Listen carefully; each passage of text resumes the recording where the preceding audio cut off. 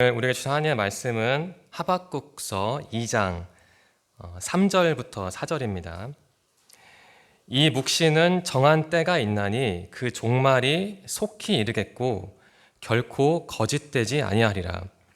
비록 더딜지라도 기다리라. 지체되지 않고 반드시 응하리라. 보라, 그의 마음은 교만하여 그 속에서 정직하지 못하나 의인은 그의 믿음으로 말미암아 살리라. 아멘. 오늘 설교의 제목은 흔들릴 때는입니다. 하박국서는 제가 처음으로 설교하는 책입니다. 참 부끄러운 고백이긴 한데요. 소선지서는 보통 잘 다루지 않아서 좀 용기를 내서 앞으로 소선지서도 자주 다루고자 합니다. 성도님들은 혹시 갈대를 보신 적이 있습니까? 바람 부는 날 갈대를 보신 적이 있나요? 저는 예전에 군산에 살 때 산책을 하다가 바람 부는 날 흔들리는 갈대를 본 적이 있습니다. 하지만 서울에서는 한 번도 갈대를 보지 못했는데 혹시 어디서 갈대를 볼 수 있는지 아시는 분이 있다면 좀 알려주십시오. 제가 그 흔들리는 갈대를 꼭 보고 싶습니다. 바람이 불면 갈대는 흔들리죠. 갈대만 흔들리는 게 아니죠. 꽃도 나무도 흔들립니다. 그런데 바람이 불면 사물만 흔들리는 게 아니라 그 사람도 흔들리죠. 그 인생에 바람이 불 때가 있잖아요. 그때 우리 마음이 흔들리지 않습니까? 특별히 우리는 신앙인인데 인생에 바람이 좀 세게 불면 그 우리의 믿음이 흔들리죠. 구체적으로 우리의 믿음이 언제 흔들릴까요? 그 생각을 해보셨습니까? 우리 믿음이 항상 견고한 건 아니잖아요. 흔들리잖아요. 언제 흔들릴까요? 정대한 리더는 믿음이 언제 흔들립니까? 안 좋은 일 생길 때. 네, 저도 비슷합니다. 몇 가지 생각을 해봤어요. 몸이 아플 때 그 믿음이 흔들리죠.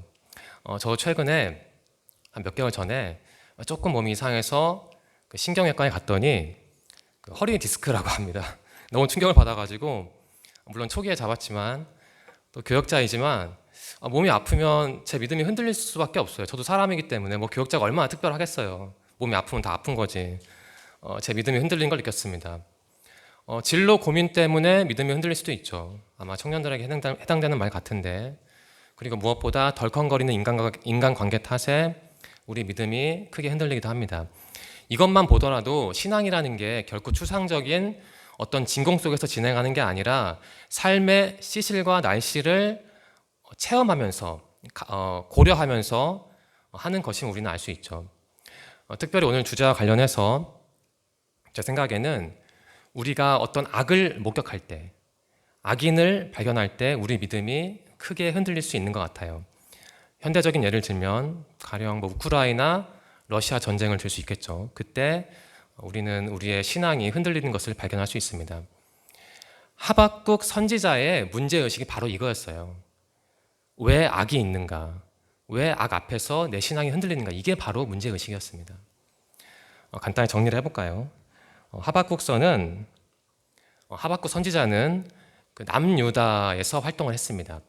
한참 남유다가 타락했을 때, 망하기 직전에 정말 타락했을 때 활동을 했죠. 이분의 질문은 이거였어요. 왜 악인은 잘 살고 의인은 고통을 당하는가? 이게 바로 이분의 신학적인 문제의식이었습니다.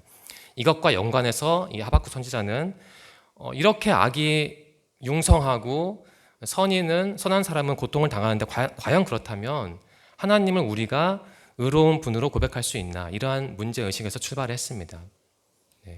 한마디로 하박국 선지자는 그 질문하는 선지자였습니다. 다른 선지서와는 다르게 하박국서는 하박국 선지자가 질문을 하고 하나님이 답변을 하고 또 질문을 하고 답변하고 이러한 문답 형식으로 되어 있습니다. 상당히 독특한 책인데 길지 않으니까 우리 청년들이 좀 이 점을 염두해서 한번 깊이 읽어봤으면 좋겠습니다. 앞에서 말씀드린 것처럼 하박국서는 하나님과 하박국 선지자 사이에 문답 형식으로 이루어져 있습니다. 총 2번의 질문과 2번의 답변이 있는데 하나씩 살펴볼게요. 먼저 첫 번째 질문 그리고 첫 번째 답변입니다. 첫 번째 질문은 바로 이겁니다. 하박국 선지자의 질문인데, 하나님, 유다 사회가 내 조국이 너무나도 타락하고 악합니다. 어찌하면 좋습니까? 이게 바로 첫 번째 질문이었습니다. 관련 말씀은 1장 3절 4절인데요. 제가 읽겠습니다. 하박국 선지자의 질문입니다. 어찌하여 내게 죄악을 보게 하시며 패역을 눈으로 보게 하시나이까? 겁탈과 강포가 내 앞에 있고 변론과 분쟁이 일어났나이다. 이러므로 율법이 해이하고 정의가 전혀 시행되지 못하오니 이는 악인이 의인을 애워쌌으므로 정의가 굳게 행하여짐이니이다. 이렇게 어떤 탄식을 했습니다. 네, 한번 정리를 해볼까요? 당시 유다 사회는 굉장히 타락했습니다. 지도층이 타락을 했어요. 그래서 지도층이라 하면 그 왕을 뜻하죠. 가령 왕은 땅도 많이 소유했고 돈도 많이 소유했는데 그런 사람들이 그 하층민의 땅과 돈도 빼앗았습니다. 남유다 얘기는 아니지만 북왕국에도 비슷한 사례가 있었죠. 그 아합 이세벨 얘기를 알지 않습니까? 부동산 부자였는데 그들은 그 나봇이라는 사람의 그 얼마 안 되는 포도원 땅덩이를 빼앗잖아요. 이제 그런 일들이 비일비재했습니다. 바로 이러한 그 타락이 그 겁탈과 강포라는 단어에 담겨 있습니다. 그러니까 폭력이 난무했고 부당한 억압과 약탈이 자행됐다는 뜻이죠. 그리고 그 사람들 사이에도 갈등이 많았나 봐요. 뭐 변론과 분쟁이라는 문구가 있는데 이게 바로 그러한 갈등을 보여줍니다. 우리 사회와 비슷하잖아요. 우리 사회도 이러한 그 타락이 많이 있죠. 뭐 구체적으로 예를 들 수는 없지만 특히 어떤 정치인 집단에서 벌어지는 타락. 성경을 읽을 때마다 전 느끼는 게 그 성경에는 인간의 그 타락의 근원성이 담겨 있는 것 같아요. 그리고 그 역사의 반복성도 담겨 있는 것 같고요. 우리 청년들이 그 현 시대의 악함과 그 타락을 이해하려면 그 모델이 필요한데 그러한 모델을 얻는 차원에서 성경을 전략적으로 읽는 그 습관도 필요할 것 같습니다. 아무튼 하박국 시대에는 이러한 타락이 가득했습니다. 네, 하박국의 질문은 바로 이런 겁니다. 제 말로 요약을 한 건데요. 바로 이렇습니다. 하나님 어떻게 하실 겁니까? 대체 어디에 계십니까? 유다 사회가 이렇게 악한데 그냥 보고만 계실 겁니까? 이게 바로 하박국의 질문이었습니다. 그럼 하나님이 이 질문에 어떻게 답변하셨는지 볼까요? 네, 답변이 바로 이겁니다. 내가 유다 사회를 그 바벨론이라는 나라를 들어서 치겠다 이겁니다. 바벨론은 오늘날 이라크에 해당하는 나라입니다. 이방 나라였죠. 관련된 말씀은 1장 5절과 6절입니다. 하나님의 답변입니다. 여호와께서 이르시되 너희는 여러 나라를 보고 또 보고 놀라고 또 놀랄지어다. 너희의 생전에 내가 한 가지 일을 행할 것이라. 누가 너희에게 말할지라도 너희가 믿지 아니하리라. 보라, 내가 사납고 성급한 백성, 바벨론입니다. 백성 곧 땅이 넓은 곳으로 다니며 자기의 소유가 아닌 거처들을 점령하는 갈대아 사람을 일으켰나니. 이렇게 하나님이 답변하셨습니다. 갈대아 사람은 바벨론이라는 나라의 수도가 갈대아입니다. 그러니까 결국 바벨론이나 갈대아나 같은 나라예요. 한번 해설을 해볼까요? 네, 아마 하박국은 좀 답답했을 거예요. 유다 사회가 이렇게 타락했는데 왜 하나님은 아무 일도 안 하시지? 아마도 제 생각에 하박국은 혹시 하나님은 침묵하시는 하나님 아닌가? 이런 오해를 했던 것 같습니다. 하지만 이 하나님의 답변을 통해 우리는 알 수 있죠. 하나님이 결코 침묵의 하나님이 아니시다. 그 답변할 때를 기다리는 분이지 결코 가만히 계시는 분은 아니다. 이걸 알 수 있죠. 5절 중에 이러한 문구가 있습니다. 보고 또 놀라고, 여러 나라를 보고 또 보고, 이러한 표현이 있습니다. 하박국은 지금 남유다 얘기만 했습니다. 당연하죠. 자기 나라가 타락했으니까 자기 나라만 보고 답답했겠죠. 근데 하나님은 그런 하박국에게 어떻게 말씀하셨나요? 여러 나라를 보고 또 보래요. 이게 무슨 의미일까요? 믿음이 흔들릴 때 여기에만 매몰되지 말고 그 시선을 돌리라는 겁니다. 왜 시선을 돌려야 합니까? 하나님이 다른 곳에서도 일을 하시니까 그 다른 사례들을 보면 하나님이 일하신다는 걸 믿을 수 있지 않습니까? 하나님의 존재를 느낄 수 있잖아요. 그러니까 우리의 모습에 적용할 수 있는 거죠. 우리도 믿음이 흔들릴 때 가만히 보면 그 믿음이 흔들린다는 게 시선이 좁아진다는 뜻 같아요. 내 문제 하나 가지고 왜 하나님이 여기에 응답을 안 하지? 이것만 생각을 하는 거죠. 바로 그때 우리가 그 시선을 돌려서 시선을 넓히는 게 필요한 것이죠. 왜냐하면 하나님은 우리만의 하나님이 아니라, 여기서만 역사하는 하나님이 아니라 다른 사람에게도, 그리고 다른 곳에서도 역사하는 하나님이니까 우리가 그러한 사례를 보면 우리의 믿음이 흔들릴 때 그 믿음이 흔들리는 것을 바로 잡을 수 있는 것이죠. 쉽게 말하면 우리는 눈으로 보는 게 전부 다가 아니라는 그 상식적인 믿음을 회복해야 합니다. 그게 바로 그 하박국서에 담긴 하나의 메시지 중 하나의 메시지입니다. 또 이러한 표현이 있죠. 놀라고 또 놀랄지어다. 이러한 말씀을 하나님 하셨습니다. 이것이 의미하는 바는 하나님은 그 우리의 이해를 초월하는 분이라는 뜻입니다. 그리고 하나님은 꼭 우리가 원하는 시간에 우리가 원하는 방식으로만 반응하는 분이 아니라 하나님만의 방법으로 또 하나님만의 시기에 응답하시는 분이라는 사실이죠. 하박국 선지자는 답답했을 거예요. 좀 빨리 좀 응답을 하시지. 빨리 이 유다 사회 악을 교정을 하시지. 왜 이렇게 지체하시나라고 생각을 했겠지만 그것은 그 선지자만의 생각이었고 하나님은 때가 되면 그 바벨로니안 나라를 통해 그 유다 사회의 악을 교정하시려고 계획을 하셨죠. 우리에게 적용을 할 수 있을 것 같습니다. 좀 어려운 말인데요. 기독교 신학에서는 하나님을 내재성과 초월성 이 두 단어로 정리를 합니다. 쉽게 얘기를 하면 하나님의 내재성은 하나님이 우리와 함께 가까이 하신다는 거예요. 우리의 기도도 들어주고 우리가 뭐가 없을 때 먹을 것도 주고 뭐 돈이 없을 때 돈도 주고 그러한 거죠. 그런데 그것만 보면 안 되고 하나님의 초월성도 있습니다. 우리가 원하는 때에 꼭 역사하시는 하나님이 아니라 당신의 계획대로 그 독립성을 가지고 인도하신 분이 하나님이잖아요. 근데 우리는 가만히 보면 그 전자에 치우쳐 있죠. 나와 함께하는 하나님, 내가 외로울 때 나를 위로하시는 하나님. 그런데 그것만 보지 말고 하나님의 초월성을 보라는 거예요. 외부에서 내 의지와 상관없이 당신의 뜻대로 움직이는 하나님, 그러한 하나님도 우리가 봐야 하죠. 하나님은 그러한 바벨론을 들어서 유다 사회를 치시겠다고 말씀하셨습니다. 7절부터 10절은 바벨론이 어떠한 나라인지 묘사하고 있습니다.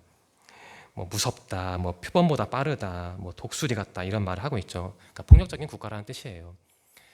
여기서 우리는 악한 자도 들어쓰시는 하나님을 발견할 수 있습니다. 이것과 관련된 게 바로 초월적인 하나님이에요. 우리 생각에는 유다 사회가 악하지만 그렇다고 해서 유다보다 더 악한 바벨론을 통해 어떻게 하나님이 유다 사회를 치실 수 있나 이렇게 생각할 수 있지만 그건 우리의 생각이라는 거죠. 그 바벨론을 쓰시는 하나님, 이것을 신약의 맥락에서 생각해 보면 가룟 유다가 아닐까 해요. 예수님은 결국 돌아가실 테지만 우리는 이러한 질문을 할 수 있습니다. 왜 굳이 유다일까? 왜 굳이 제자일까? 그냥 다른 사람이면 되는데 왜 하필 유다였을까? 이런 생각을 하잖아요. 근데 그게 하나님의 초월성이라는 거죠. 악한 자도 들어 쓰시는. 하박국의 질문을 정리해 볼까요? 앞에서 말씀드린 내용입니다.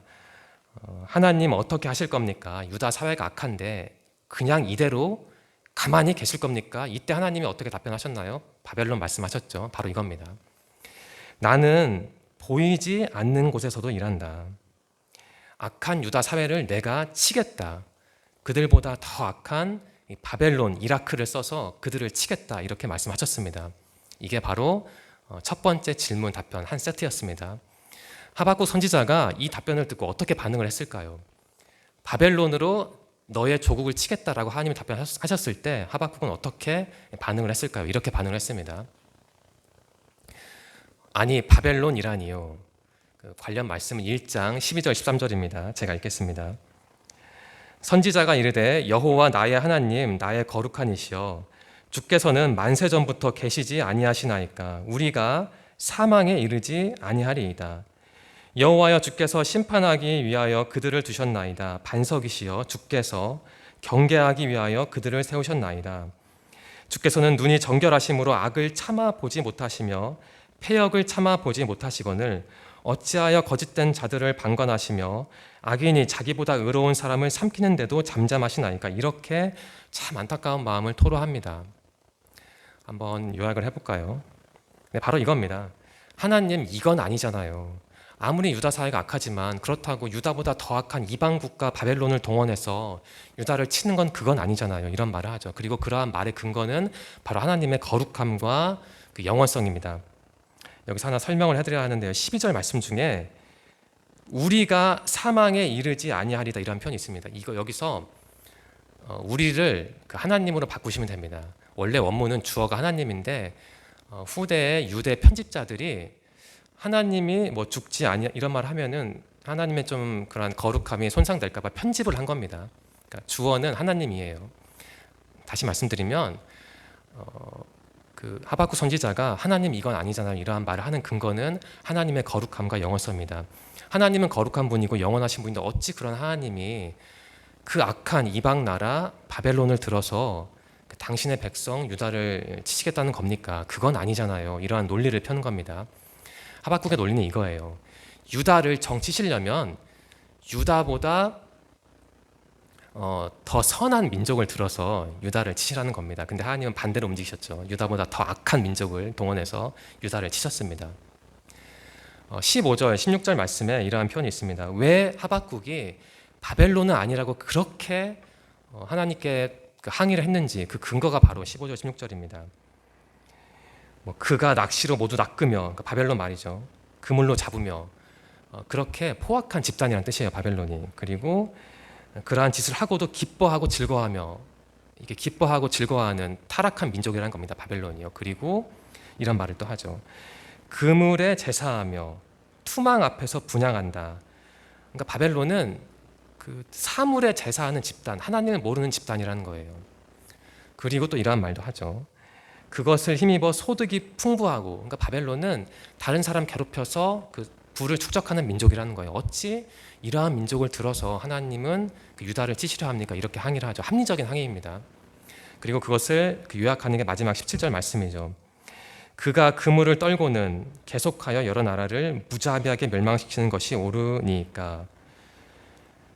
진짜 바벨론은 아닙니다. 이러한 민족인데 진짜 하나님 바벨론 들어서 유다 치시면 안 돼요. 이렇게 항의를 하는 겁니다.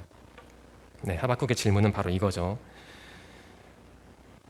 주님, 유다가 악해도 당신의 백성입니다. 그런데 저 끔찍한 바벨론을 들어서 유다를 치시렵니까? 그건 아니잖아요. 하나님은 거룩하고 영원한 분 아닙니까? 이게 바로 하박국의 두 번째 항의 질문이었습니다. 그렇다면 하나님은 이 질문에 어떻게 답변하셨을까요? 이러한 답변하셨습니다. 교만한 자는 죽고 의인은 산다. 이게 바로 답변이었습니다. 관련 말씀은 2장 3절과 4절입니다. 이 묵시는 정한 때가 있나니 그 종말이 속히 이르겠고 결코 거짓되지 아니하리라. 비록 더딜지라도 기다리라. 지체되지 않고 반드시 응하리라. 보라, 그의 마음은 교만하며 그 속에서 정직하지 못하나 의인은 그의 믿음으로 말미암아 살리라. 바로 이게 우리가 그토록 잘 아는 그 의인은 믿음으로 말미암아 살리라라는 말씀의 배경 맥락입니다. 한번 정리를 하겠습니다. 여기서 묵시라는 단어가 있는데 묵시가 뭘까? 바벨론이 멸망한다는 묵시입니다. 정리를 해보겠습니다. 유다 사회가 악해서 하나님이 바벨론을 들어서 유다를 치시는데 정말 치셨죠. 망했죠. 586년에.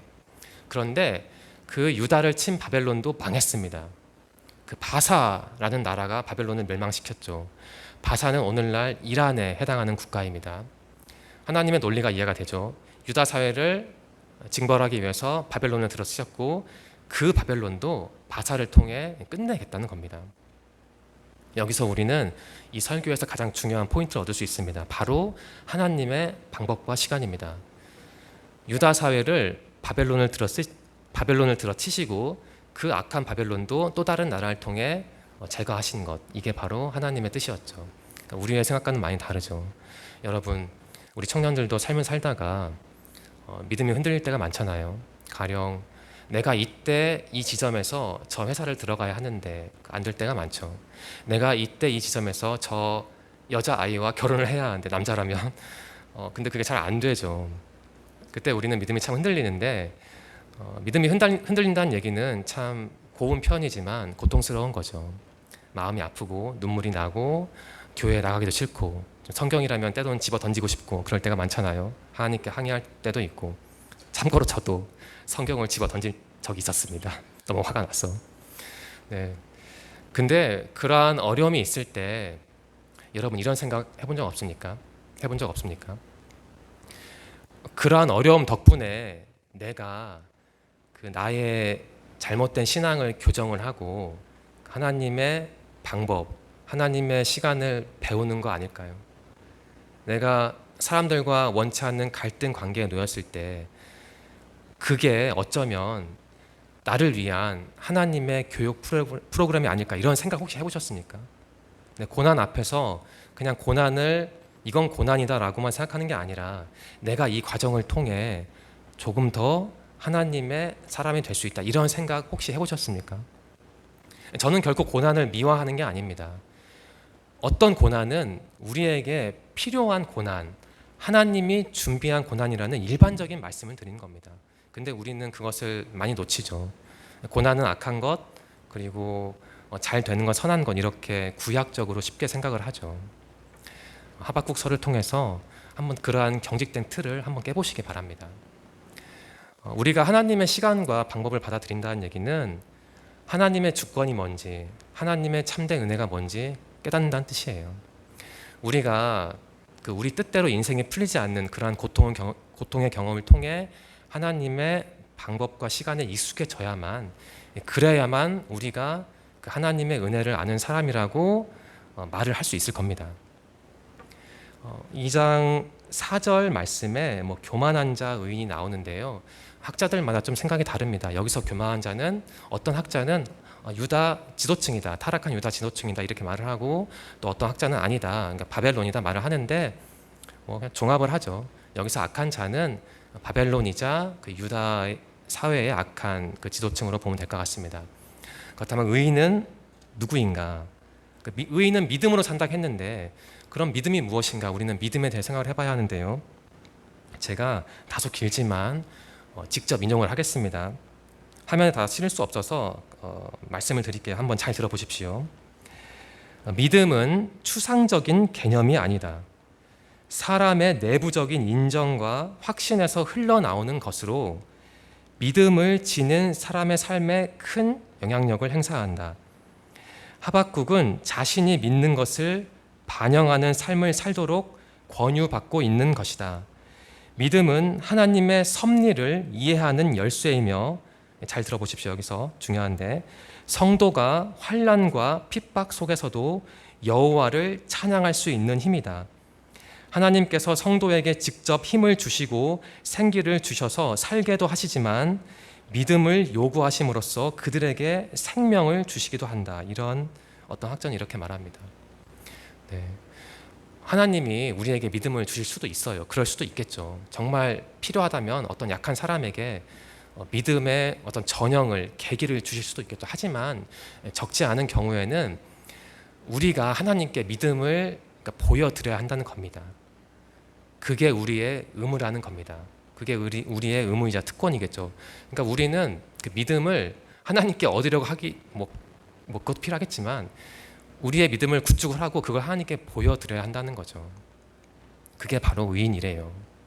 네, 정리해볼까요? 하박국의 질문은, 두 번째 질문은 이거였습니다. 하나님, 유다는 당신의 백성입니다. 아무리 악해도 당신의 백성입니다. 그런데 이러한 백성을 더 악한 저 이방 바벨론을 통해 징벌하시렵니까? 이건 아니지 않습니까? 하나님 그런 분 아니잖아요. 이렇게 질문을 했죠. 그때 하나님이 이렇게 답변하십니다. 나는 모든 상황을 다 보고 있다. 나는 내 시간에 내 방법으로 역사한다. 나를 믿고 기다리는 자가 바로 의인이다. 이렇게 답변을 하셨습니다. 한번 정리해 보겠습니다. 하박국은 두 가지 질문을 했죠. 하나님, 유다 사회가 악합니다. 그런데 이러한 유다 사회를 유다보다 더 악한 바벨론을 통해 치셔도 됩니까? 그때 하나님이 이렇게 답변하셨죠. 참고로 이건 제 생각입니다. 학자가 한 말이 아니고 제가 정리를 한 겁니다. 너의 생각을 버리고 나의 방법과 시간을 신뢰하라. 나를 신뢰하는 사람이 바로 의인이다. 이렇게 답변을 하셨습니다. 세 가지 질문을 통해 오늘 설교 말씀을 조금 더 입체적으로 적용을 해보겠습니다. 첫 번째 질문입니다. 우리 청년들이 고민하는 한국 사회의 악은 무엇입니까? 유다 사회나 한국 사회나 비슷하거든요. 유다 사회의 악은 타락한 지도층이었죠. 그렇다면 한국 사회의 악은 뭡니까? 비슷하죠. 타락한 지도층, 여러 부패한 사람, 그러한 경우죠. 요즘 제 관심은 좀 맥락과 좀 다른데, 전세 보증금 사기하는 집단, 그게 제 요즘 관심입니다. 다른 사람을 괴롭히는 사람, 무슨 모녀 있잖아요. 빌라왕, 그런 모녀, 그것도 악인 거죠. 그러한 악을 볼 때 내가 혹시 그러한 악에 걸려든다면, 내가 신앙인이라면 나의 믿음은 반드시 흔들리죠. 그때 내가 그 믿음을 어떻게 유지할 건가? 이것은 굉장히 큰 평생의 우리의 주제입니다. 두 번째 질문입니다. 여러분, 그러한 악을 마주할 때 여러분의 믿음이 흔들릴 텐데 그냥 그 믿음을 흔들리게 두실 거예요? 아니면 어떻게 유지할 겁니까? 여러분은 어떻게 믿음이 흔들릴 때 그 흔들리는 믿음을 어떻게 다잡습니까? 여러분만의 방법이 노하우가 있나요? 하박국 선지자는 하나님께 질문을 했습니다. 하나님과 대화를 했습니다. 그럼으로써 하박국도 발전을 한 거예요. 선지자임에도 하나님을 더 알게 된 거죠. 여러분의 믿음이 흔들릴 때 어떠한 질문을 합니까? 세 번째 질문인데요. 하나님을 향한 믿음이 흔들릴 때가 참 많은데 그때 어떠한 질문을 하나요? 저는 이러한 생각을 했습니다. 좀 너무 비하기 심한 얘기일 수도 있는데 어떤 신앙인이 어려운 가운데 하나님께 어떻게 반응하느냐가 그 사람의 수준을 보여줄 수 있다 생각이 들었습니다. 더 구체적으로 말씀드리면 어려운 순간에 그 사람이 하나님께 어떠한 질문을 던지고 답변을 얻는가, 그러한 과정을 얼마나 정교하게 진행하는가, 바로 그게 그 신앙인의 수준을 말해주는 게 아닌가, 그런 생각이 들어요. 수준 높은 신앙인이 되고 싶다면 이 하박국 선지자를 묵상하면 될 것 같습니다. 메시지를 추출해 볼까요? 첫 번째 메시지입니다. 악의 문제는 실제적인 것 같습니다. 그리고 악은 예측 불가하고 또 무차별적인 것 같습니다. 그 악한 상황은 저기 책 속에 있는 게 아니죠. 빌라왕 사건도 그렇지만 그 우리 주위에서 일어나고 있지 않습니까? 그리고 예측 불가하죠. 내가 언제 어떻게 악한 상황에 걸려들지는 아무도 몰라요. 그리고 악한 상황은 강남과 강북을 구별하지 않고 무차별적으로 다가오는 것 같습니다. 다만 걸리느냐 걸리지 않느냐 그 차이가 있을 뿐이죠. 그게 우리 삶의, 그리고 하박국 시대의 현실이었습니다. 두 번째 정리입니다. 악의 문제는 우리의 믿음을 뒤흔들죠. 우리 믿음은 언제나 취약합니다. 우리 믿음은 그 성경책 안에 고스란히 얌전하게 있는 게 아니고 우리 삶 속에서 그 삶의 시실과 날실에 엮여 있습니다. 어려운 일을 겪으면 믿음이 흔들리죠. 그게 당연한 겁니다. 그래서 믿음이 참 소중하고 귀중한 것 같아요. 그렇게 흔들리는 상황 속에서도 나의 믿음을 지키는 게 필요한 것이죠. 그리고 중요한 것이죠. 세 번째입니다. 가장 중요한데요. 하지만 그 악의 문제 덕분에 우리의 믿음이 강화될 수도 있는 것 같습니다. 그 모델이 바로 하박국이죠.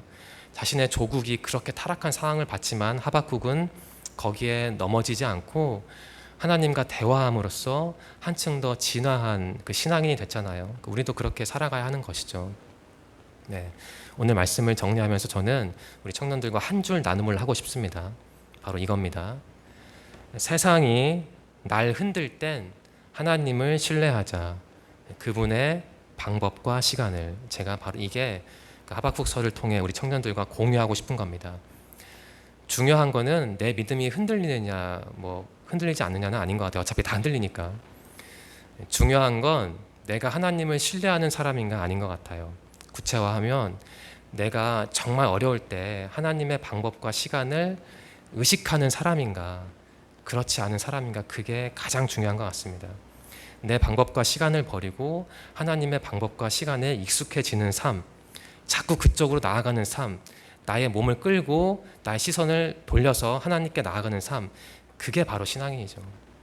언제요? 어려울 때, 진짜 힘들 때, 그때 하나님을 한 번 더 바라보는 사람, 바로 그 사람이 참된 신앙인일 겁니다. 하박국서는 좀 어렵긴 하지만 이번 한 주 우리 청년들이 이 하박국서를 깊이 묵상하시고 나는 하나님과 과연 어떤 대화를 해야 할까, 내가 하나님께 어떠한 질문을 던져야 하지 생각을 해보시고, 무엇보다 나는 나의 방법과 시간대로 사는 사람인가, 아니면 하나님의 방법과 시간대로 사는 사람인가 비판적으로 점검해 보시기 바랍니다. 이번 한 주 하박국서를 통해 하나님을 좀 더 신뢰하는 방법을 배우시기를 간절히 소망합니다. 기도드리겠습니다. 하나님 감사합니다. 오늘도 저에게 생명을 주시고 귀한 소망 공동체로 저희를 불러주셔서 하나님의 말씀을 배우게 하시니 감사합니다. 하나님, 오늘 우리는 하박국서를 통해 악한 상황 앞에서 하나님께 질문하고 답변을 얻고 그러한 과정을 통해 신앙적으로 발전한 하박국을 발견했습니다. 하나님, 하박국 선지자는 어려운 상황 속에서 하나님을 향한 신앙의 끈을 놓지 않았습니다. 그도 사람이었기에 힘들고 답답했겠지만 오히려 그런 상황을 선용해서 조금 더 성장한 주님의 사람이 되었습니다.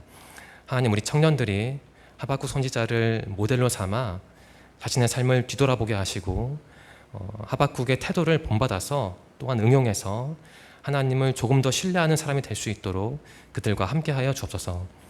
지난 한 주 지켜주셔서 감사합니다. 새로운 한 주가 우리 앞에 있는데 우리의 몸과 마음과 영혼의 건강을 지켜주시고 다음 주에도 이 자리에 다 같이 모여 주님께 예배드릴 수 있는 날을 허락하여 주옵소서. 함께 하실 것을 믿으며 예수님의 이름으로 감사하며 기도드립니다. 아멘.